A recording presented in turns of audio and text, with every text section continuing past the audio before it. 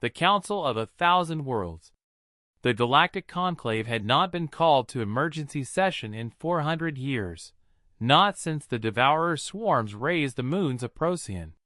Now, representatives of 93 civilizations flickered into the great holographic chamber, their bodies ranging from gaseous to crystalline, from eight-limbed to entirely formless. Ambassador Vorith of the Keth Dominion, a towering creature of bioluminescent cartilage, slammed 4 of his appendages onto the dais. "It has left their solar system," he announced. "The object is real. It is armed. And it is heading toward the Orion Transit Corridor." Silence swallowed the chamber whole. On the central display, the long-range scan resolved into sharp relief. A vessel. A single vessel. Roughly cylindrical, brutally ugly, trailing fire from 17 thruster ports. By galactic standards, it was small, barely 2 kilometers bow to stern. Primitive fusion drives. Magnetic rail cannons. Crude nuclear warheads bolted along the dorsal spine like tumors. And yet every species in that chamber had gone pale, translucent, or involuntarily gaseous with fear, because they all knew what was inside. Humans. Aboard the ESE Unbroken, Captain Rel Maddox wiped coffee from his chin and squinted at the tactical screen. "How many ships are they sending to intercept us?" he asked. Lieutenant Okafor looked up from her console.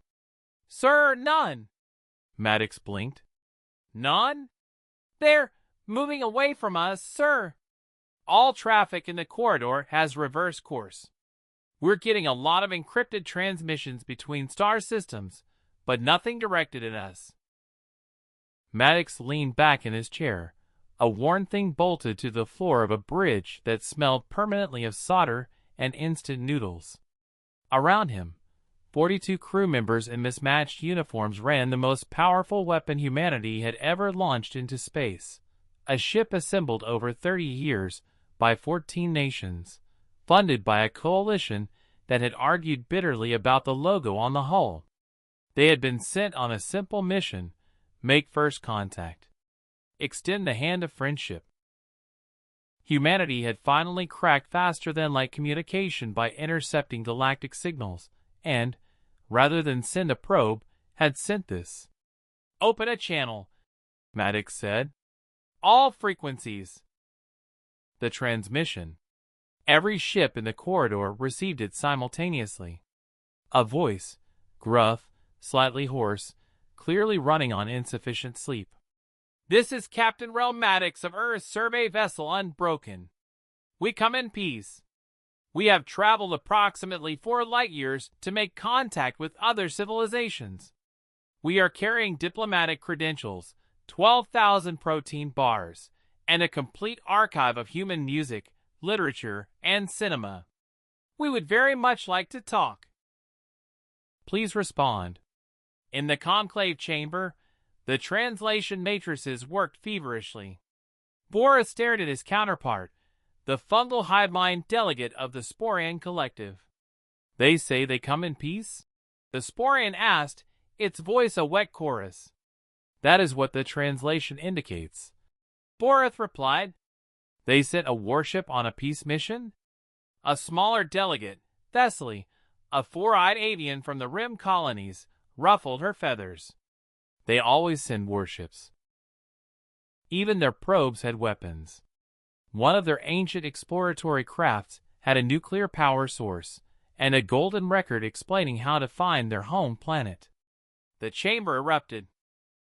It was the Cath who finally responded, because the Cath were the bravest, or perhaps the most reckless, species in the known galaxy. Vorith opened the channel himself. "Human vessel, we acknowledge your presence. You say you come in peace. Yet your ship carries weapons capable of rendering a moon uninhabitable." A pause. Then Maddox's voice returned, utterly unbothered. "Well, yeah. Space is dangerous. You never know what's out here." Another pause from the conclave's end. Vorith looked at his colleagues. The Sporian bubbled. Thessaly cleaned her beak nervously. "Do you have enemies out here?" Maddox continued. "Because we were kind of hoping you could brief us." Voris slowly, carefully chose his next words. "No, Captain. Out here, you are the apex.